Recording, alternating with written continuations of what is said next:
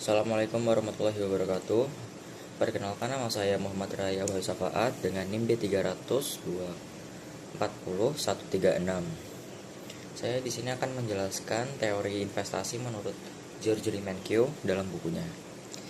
Jadi di slide pertama ini ada tujuan investasi. Investasi adalah kegiatan menambah modal untuk meningkatkan kapasitas produksi di masa depan. Perusahaan tidak perlu membeli mesin atau membangun fasilitas baru untuk mendapatkan keuntungan hari ini, tapi untuk menghasilkan output dan pendapatan yang lebih besar di tahun-tahun berikutnya. Karena sifatnya jangka panjang, keputusan investasi hanya dilakukan ketika perusahaan yakin bahwa pengeluaran modal hari ini akan memberikan manfaat ekonomi yang lebih tinggi di kemudian hari. Lalu ada jenis investasi. Dalam buku ini dijelaskan ada 3 jenis investasi. Yang pertama itu business fixed investment, adalah pembelian mesin, peralatan, kendaraan operasional, atau bangunan pabrik oleh perusahaan untuk menunjang proses produksi. Yang kedua itu residential investment, adalah pembelian rumah baru oleh rumah tangga maupun investor, dan tetap dikategorikan sebagai investasi karena menambah stok perumahan.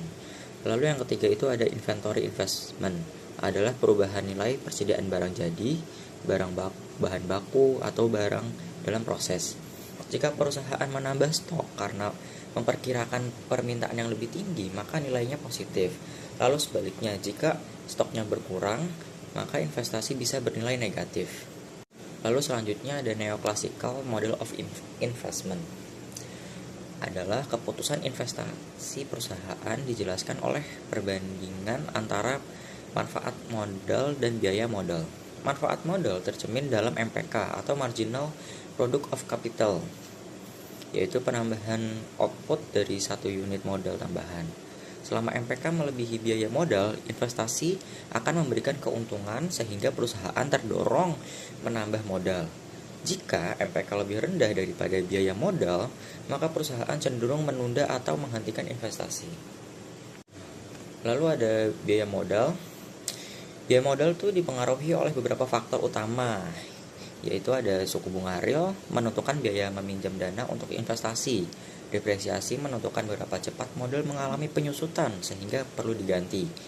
Perubahan harga barang modal menentukan apakah investasi bisa memberikan keuntungan atau kerugian dari sisi nilai aset. Ketika biaya modal tinggi, keputusan investasi menjadi kurang menarik. Karena biaya modal rendah, perusahaan lebih agresif dalam menambah modal. Lalu ada hubungan suku bunga dengan investasi. Jadi suku bunga dan investasi itu bersifat negatif. Jika suku bunga naik, biaya meminjam dana tuh meningkat, sehingga proyek investasi itu kurang layak secara ekonomi dan perusahaan menahan investasi. Jika suku bunga turun, maka biaya modal lebih rendah sehingga lebih banyak proyek investasi yang dianggap menguntungkan. Inilah mengapa kebijakan suku bunga sering digunakan untuk mengendalikan tingkat investasi dalam perekonomian.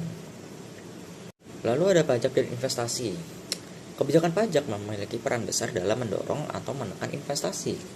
Corporate tax mengurangi laba bersih perusahaan sehingga membuat investasi kurang menarik. Sebaliknya, investasi tax credit memberikan potongan pajak bagi perusahaan yang membeli barang modal baru. Dengan biaya investasi yang lebih rendah, perusahaan lebih terdorong untuk menambah modal.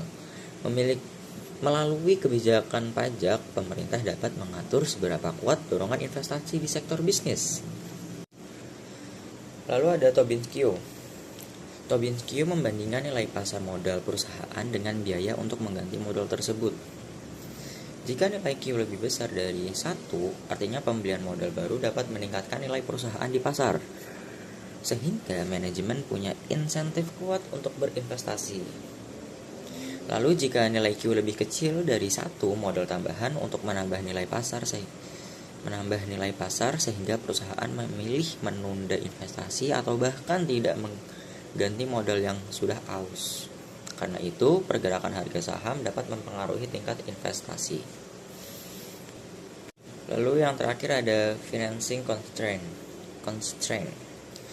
Dalam teori ekonomi, perusahaan diasumsikan bebas meminjam dana untuk berinvestasi. Tapi dalam praktiknya banyak perusahaan memiliki keterbatasan pendanaan.